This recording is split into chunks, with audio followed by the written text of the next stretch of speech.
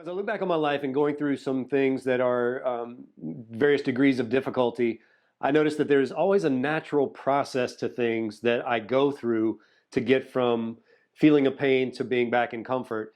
And what I want to talk to you today about is the transformational guide to the midlife awakening.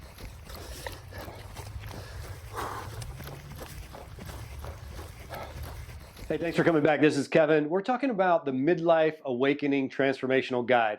That sounds like a digital course. It's never going to be, by the way. As I reflect and look back, what are the stages that help me get a deeper understanding of where I might be? First plateau, the first base camp that we're looking at. And I call it the break point.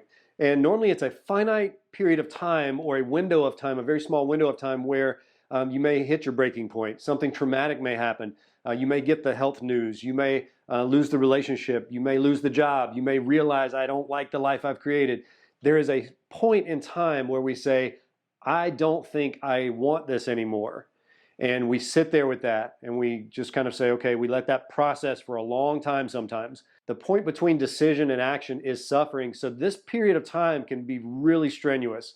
It can be really tough to get through.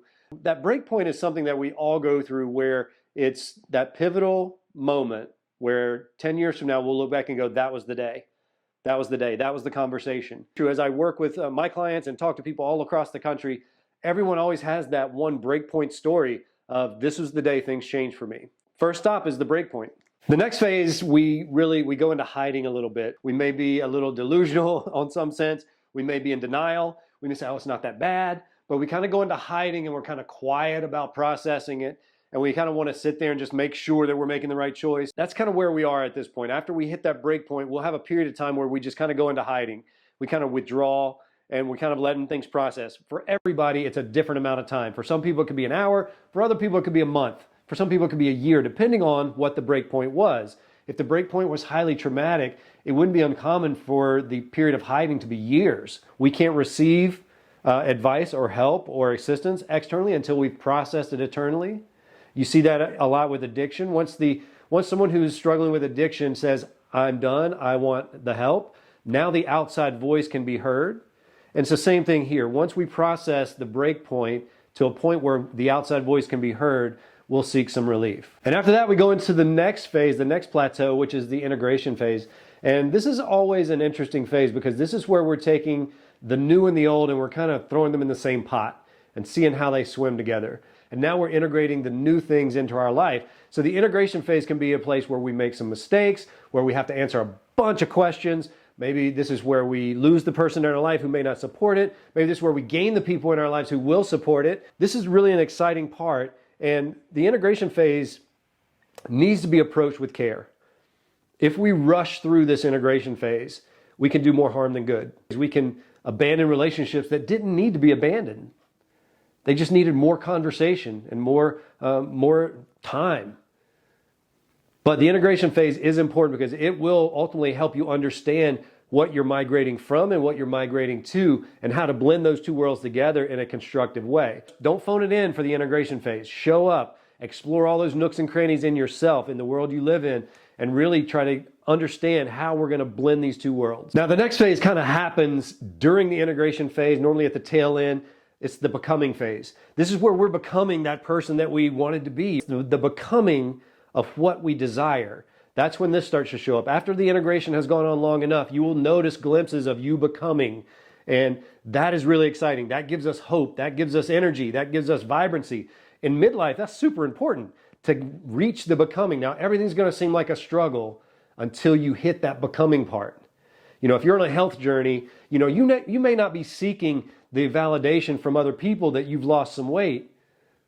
But once you get that first one, once somebody goes, wow, have you been working out? You look amazing. Once someone says that, you feel this becoming. You feel like I'm doing it. And it supports you and it validates you. And you want that. So we're all working towards this idea of becoming, and then we want to keep going through that. But that doesn't happen until we start the integration process and we get far enough along that we start to see us being the person we want to become. And the last phase of this big transformation through the midlife awakening is you'll start to teach other people about it, or you'll start sharing about it, about how you live your life and about how you like your life. Now, it's kind of like this. Like, I'm not sharing this or teaching this in a way that says I've arrived. I'm actually in the becoming phase in a lot of my life. And then I'm kind of showing up into the teaching phase in certain aspects, but really this is designed to talk about it. So you'll notice that when you start becoming this person that you want to be or doing this thing that you want to do, what you'll see is that it's just too obvious for others not to notice. And normally the teaching or the sharing will happen by them asking you questions. How did you do that? Why did you decide that? And then you'll start answering the questions, and that will be your version of sharing. You won't need to create a YouTube channel by, hey, everybody, I got something to share with you. You won't need to do that. That certainly is a way to do it. Obviously, it's the way I've chosen to do it. But it started by people just asking me questions like, why did you decide to start running again? I want to really make sure you understand is that the big reveal, as it were, happens in sharing and teaching other people so that they can then duplicate their version of that in their life. And the reason that that is the final chapter of this transformation is because it just becomes too obvious for the world not to notice. And that's the good stuff. I've seen a little bit of a glimpse in that in my life. And I will tell you, I would really encourage you to start becoming this person you want to be and becoming the job you want to have and become the spouse you want to be. And that will bring you to the point of sharing and teaching just by becoming of yourself. And I think we should always strive for that. I don't think we should ever think that we are everything we've ever wanted. I don't think we should ever be that person, but I do think we can feel confident in ourselves, confident in what we're doing, confident in our decisions, in our future. I think we can feel that while still being a beginner in many, many ways.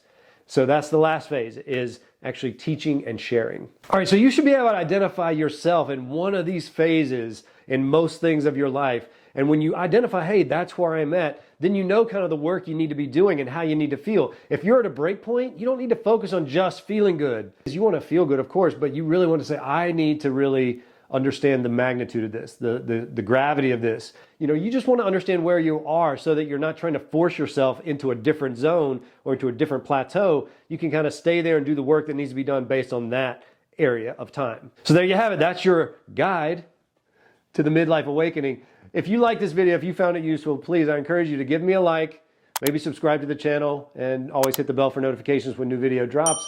I think that's a little cliche to say at this point, but here we are.